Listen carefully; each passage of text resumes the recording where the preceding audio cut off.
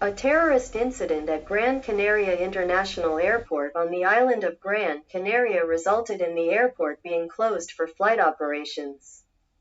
This forced many transatlantic airliners to divert to the smaller Los Rodeos airport on Tenerife.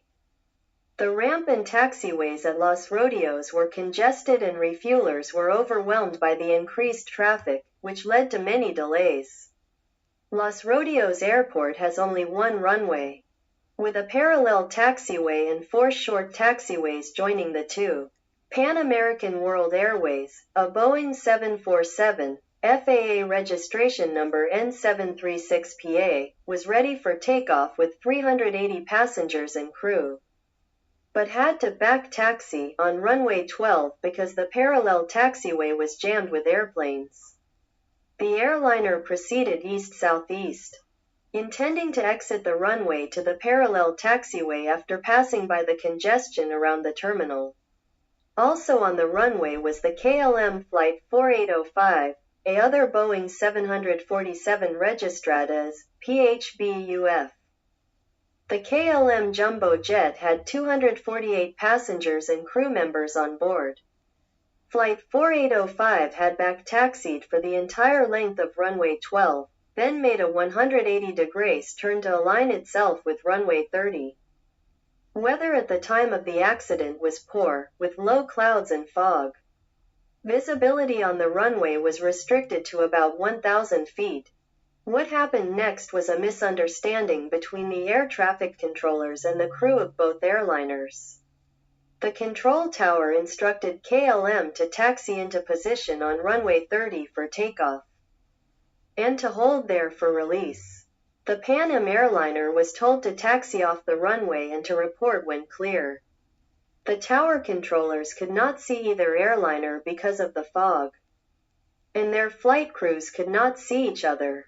The aircraft commander of the Dutch airliner, that company's chief pilot and chief flight instructor, apparently misunderstood what was occurring and radioed to the tower that he was taking off. He then accelerated. The crew in the Pan Am airliner heard the KLM pilot report that he was taking off, immediately turned left and ran the engines up to full throttle in order to try to get off the runway.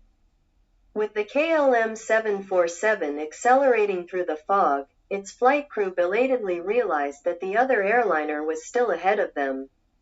Too late to stop. They applied full power and pulled the nose up trying to take off. The tail of their airplane actually dragged over 60 feet on the runway because its extreme nose-up angle.